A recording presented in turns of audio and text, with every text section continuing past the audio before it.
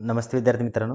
बघा आजच्या व्हिडिओमध्ये आपण बघणार आहे की डिप्लोमा फर्स्ट इयरच्या मुलांनी ऑप्शन फॉर्म जे आहेत ते भरलेले आहेत.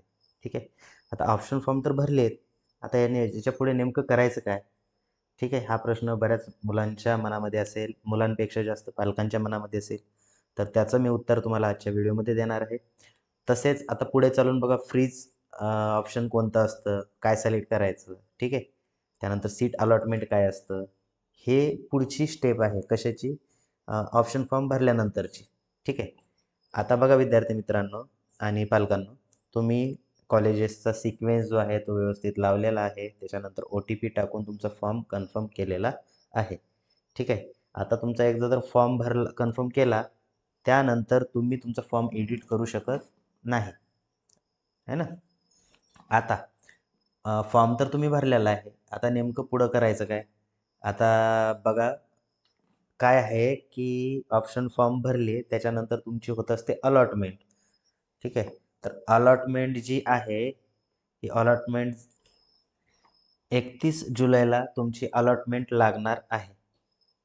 सीट अलॉटमेंट म्हणतो आपण त्याला. अलॉटमेंट म्हणजे काय? तर 31 जुलैला तुम्हाला समजेल की कोणत्या कॉलेजला तुमचा नंबर लागलेला आहे. ठीक आहे. आता बघा विद्यार्थी मित्रांनो, तुम्ही ऑप्शन फॉर्म भरलेले असतील. ऑप्शन फॉर्मवरनं कॉलेजेसचा नंबर कसा लागतो हे थोडक्यात सांगतो मी तुम्हाला. तर सगळ्यात अगोदर तुम्ही जे ऑप्शन भरलेलं आहे, तर त्या ऑप्शनचा विचार केला जातो. त्याचा कट ऑफ जर तुमच्या मार्कापेक्षा कमी असेल, तर तुमचं पहिलंच कॉलेज लागून जाईल. ठीक आहे. जर पहिलं ऑप्शनचा कट ऑफ हा जास्त असेल, तर पहिलं ऑप्शन लागणार नाही. मग तुमचं दुसरं ऑप्शन कन्सिडर केलं जाईल. आहे ना? नंतर दुसरं नसेल तर तिसरं, तिसरं नसेल तर चौथं, असं सिक्वेन्सनं वन बाय वन तुमचं ऑप्शन कन्सिडर केलं जाईल सुरुवातीला. आहे ना? आता बरेच मुलं म्हणत होते, की सर मी तर 60 कॉलेज टाकलेले आहेत, 70 कॉलेज, 80 कॉलेज टाकलेले आहेत. मग मला 3-4 कॉलेज पहिल्या राउंडला लागतील का? तर असं होत नसतं. तुम्हाला कितीही ऑप्शन टाकले, तुम्ही 300 जरी ऑप्शन टाकले, तरी तुमचा एकाच कॉलेजला नंबर लागेल. ठीक आहे.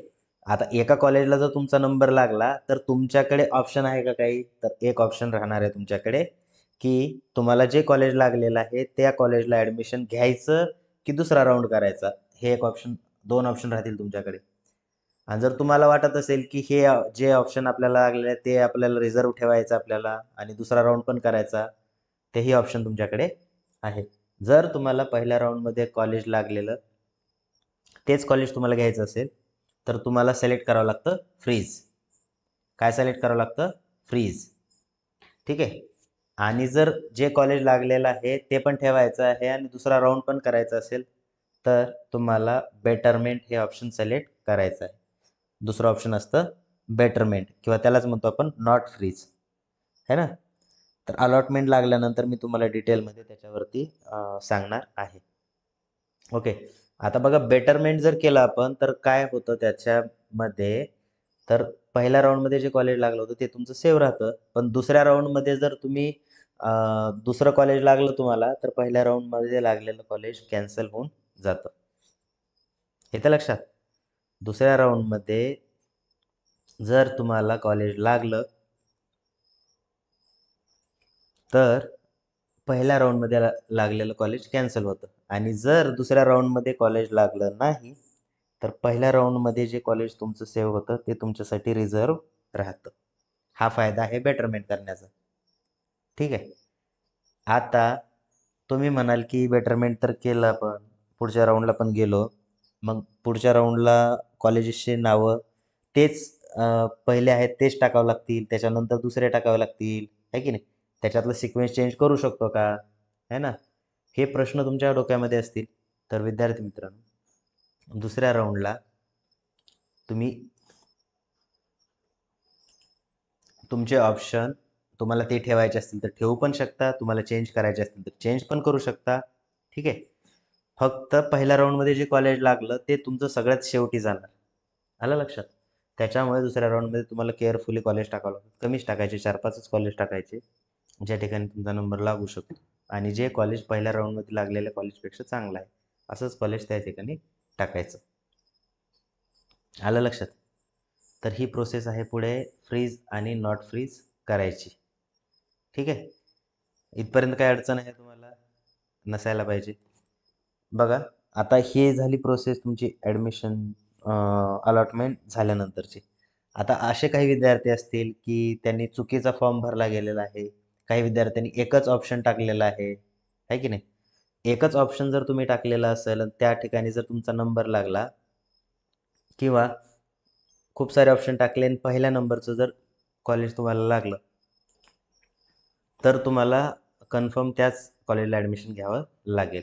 ते पहिल्या 1 नंबरचं जे ऑप्शन असतं आपलं ते काय असतं, तर ऑटो फ्रीज असतं. ऑटो फ्रीज म्हणजे काय? तर पहिल्या नंबरचं कॉलेज लागलं ऑटोमॅटिक तुम्हाला त्या कॉलेजला ॲडमिशन घ्यावंच लागेल. येतं लक्षात? ठीक आहे. आता हे अलॉटमेंट प्रोसेस जी आहे ती अलॉटमेंट प्रोसेस झाली आपली. आपण फ्रीज करायचं तर फ्रीज केलं, बेटरमेंट करायचं तर बेटरमेंट केलं. ओके. त्याच्यानंतर पुढं काय? ज्या मुलांनी फ्रीज ऑप्शन सिलेक्ट केलेलं होतं, अशा विद्यार्थ्यांनी तुमचे ओरिजिनल डॉक्युमेंट तुमच्यासोबत घ्यायचे आहेत. ठीक आहे.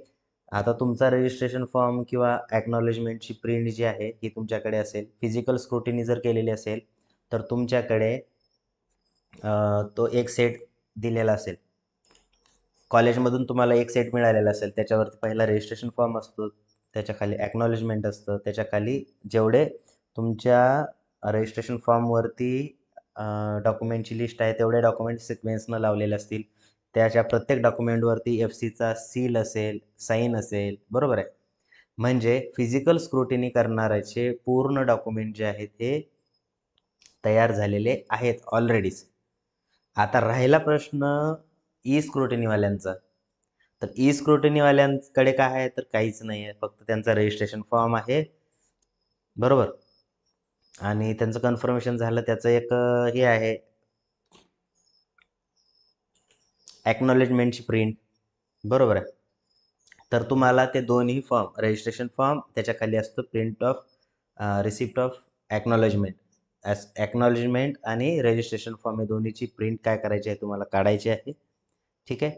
ते प्रिंटआउट काढल्यानंतर त्याच्या मागे त्या तुमच्या जी लिस्ट आहे रजिस्ट्रेशन फॉर्मची त्याच्यावरती लिस्ट ऑफ डॉक्युमेंट जे दिलेले आहेत ते डॉक्युमेंट त्याच्या मागे सिक्वेन्सनं लावायचे आहेत आणि असा तुमचा सेट तयार करायचा आहे ई स्क्रुटिनीवाल्यांना. ठीक आहे. आता ई स्क्रुटिनीवाल्यांकडे बघा ॲक्नॉलेजमेंटवरती एफ-सीचा स्टॅम्प पण नसतो आणि साईन पण नाही आहे. तर अशा मुलांनी काय करायचं, तिथं एफ-सी सेंटर जे आहे तिकडे ई स्क्रुटिनीला जाऊन तिथं स्टॅम्प घ्यायचा आहे का? तर असं काही करायचं नाही आहे. तुमचं जर ई स्क्रुटिनी झालेलं असेल तर तुम्हाला स्टॅम्प घ्यायची गरज पडणार नाही. तुमचा तो फॉर्म जो आहे तो ऑलरेडी व्हेरीफाय होऊन आलेला आहे. डायरेक्टली ॲडमिशन घेताना तुम्हाला त्या ॲक्नॉलेजमेंटची प्रिंट, रजिस्ट्रेशन फॉर्म आणि त्याच्या मागे जेवढे डॉक्युमेंटची लिस्ट आहे तेवढे डॉक्युमेंट तुम्हाला सोबत घेऊन जायचे आहे. ठीक आहे. आणि तिथे ॲडमिशन कन्फर्म करायची. ओके. तर एवढी सिंपल प्रोसेस आहे. बेटरमेंट करणाऱ्यानं पुढचा राऊंड अटेंड करायचा आहे. आणि असे काही मुलं असतील की पहिल्या राऊंडमध्ये म्हणजे एकदम हाय-फाय कॉलेज टाकून गेले आणि त्यांचा नंबरच लागला नाही, आहे ना? असे मुलं असतील तरी ते दुसरा राऊंड अटेंड करू शकता. आणि असे काही विद्यार्थी असतील की पहिल्या राऊंडला त्यांनी ऑप्शन फॉर्मच भरला नाही. असे विद्यार्थी पण दुसऱ्या राऊंडला फ्रेशली जो आपला ऑप्शन फॉर्म आहे तो भरू शकतात. ठीक आहे. आय होप तुम्हाला ही येणारी पुढची प्रोसेस जी आहे ती सर्व व्यवस्थित समजलेली असेल. आता बघा, कॉलेजला ॲडमिशन घ्यायला जाताना तुम्हाला एक काळजी घ्यावी लागते. ती म्हणजे कोणती? तर अगोदरच्या दिवशीच त्या कॉलेजमध्ये विचारायचं की फीस जी आहे ती फीस कोणत्या फॉर्ममध्ये ते ठिकाणी स्वीकारणार आहेत. काही कॉलेजेस आहेत डिजिटलचा यूज करतात. फोनपेवरतीच पेमेंट करायला लावता किंवा ऑनलाईनच पेमेंट करायला लावता आणि काही पॅरेंट जे आहेत त्यांच्याकडे डॉक्युमेंट्स काय म्हणतो आपण, त्यांच्याकडे कॅश असते. तर कॅश असेल आणि असे पॅरेंट्स जर कॉलेजमध्ये गेले आणि तिथे जर पुन्हा वेळेवर म्हणतील की तुम्हाला डिजिटलमध्ये पेमेंट पाहिजे, त्या ठिकाणी प्रॉब्लेम होऊ शकतो.